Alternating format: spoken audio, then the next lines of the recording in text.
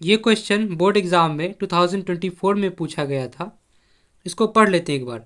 From a point on the ground which is 30 metre away from the foot of a vertical tower, the angle of elevation of the top of the tower is found to be 60 degree. The height of the tower is. अच्छा, ये पढ़कर नहीं समझ में आया कुछ, कोई बात नहीं, हम फिर से पढ़ेंगे और अच्छे से समझते हैं इसको। अब इसको अच्छे से समझते हैं। जैसे ये ग्राउंड है ना, ज़मीन, और इस पर एक टावर है, टावर खड़ा है ऐसे। तो ये टावर जो है, जो ग्राउंड पे जो हिस्सा है टावर का जुड़ा हुआ है, उसको कहते हैं फुट ऑफ द टावर। तो ये टावर का फुट हो गया, और ये टावर का टॉप है ना, टॉप ऑफ द टावर, ये हो गया फुट ऑफ द टावर। और ये है ग्राउंड। और ग्राउंड जो है, ये जो ग्राउंड पे एक पॉइंट लिया गया है, इसका कोई भी नाम रख सकते हैं। ये जो पॉइंट है, इस पॉइंट से जो टावर की फुट है ना, वो 30 मीटर दूर है। मतलब इन दोनों के बीच में 30 मीटर का गैप है। ये बोल रहा है यहाँ पे कि a point, from a point on the ground, ground पे इस पॉइंट से, ठीक है, which is 30 metre away from the foot of a vertical tower. ये जो टावर है वर्टिकल, इसके इससे 30 मीटर दूर है ये वाला पॉइंट ग्राउंड पे। The angle of elevation of the top of the tower is found to be 60 degree. तो एंगल ऑफ एलिवेशन क्या होता है?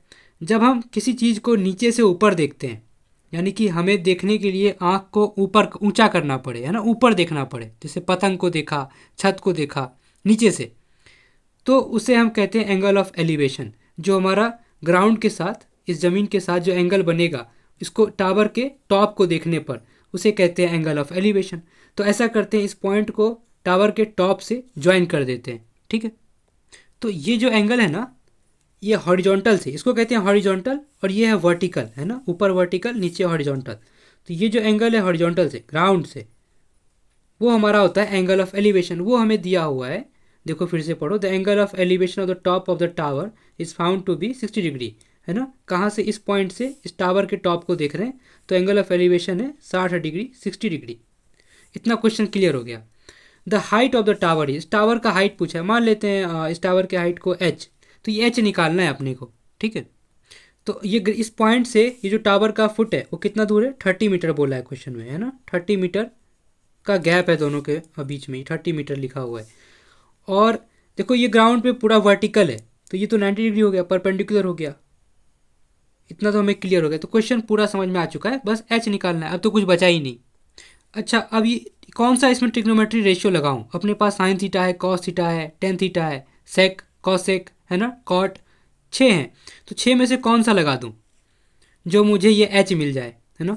तो याद रखने का तरीका तो हमें सबको पता है कि पंडित बद्री प्रसाद और अपॉन में लिखा है हर हर भोले। इसका जो पहला वाला है परपेंडिकुलर अपना हाइपोटेन्यूज, ये साइन थीटा लिखा हुआ है, ये कॉस थीटा लिखा हुआ है, और ये टेन थीटा लिखा हुआ है ना। ये तो हम जानते हैं। तो इसमें से कौन सा लगाऊं?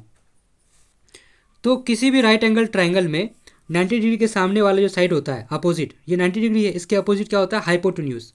और एंगल के सामने वाला, इसके अपोजिट में जो है, इसको क्या कहते हैं? परपेंडिकुलर। ये परपेंडिकुलर हो गया, जो बच गया वो बेस, बचा हुआ बेस। तो इसमें हमें परपेंडिकुलर चाहिए और बेस मालूम है, तो परपेंडिकुलर और बेस वाला लगाना चाहिए, तो टेन थीटा लगाएंगे ना। ये दोनों से कोई मतलब नहीं, ये दोनों बेकार है, क्योंकि इसमें हाइपोटेन्यूज है, वो हमें चाहिए नहीं, ना ही दिया है, ना ही निकालना है, ठीक। बस टेन थीटा लगा दिया इसमें चुपचाप। तो टेन 60 डिग्री, परपेंडिकुलर अपॉन में बेस, परपेंडिकुलर की जगह क्या है? एच, है ना, ये एच टावर का है, यही निकालना है। बेस में 30, 30, अच्छा 1060, 1060 कितना होता है? √3 होता है, याद है। एच निकल आएगा यहाँ से, 30 √3। तो ध्यान से देखो तो यही ऑप्शन में दिया हुआ है, 30 √3 तो हमारे ऑप्शन में है। तो बी वाला ऑप्शन करेक्ट है ना। ऑप्शन कौन सा? बी वाला, ये हमारा ऑप्शन सही है, ठीक।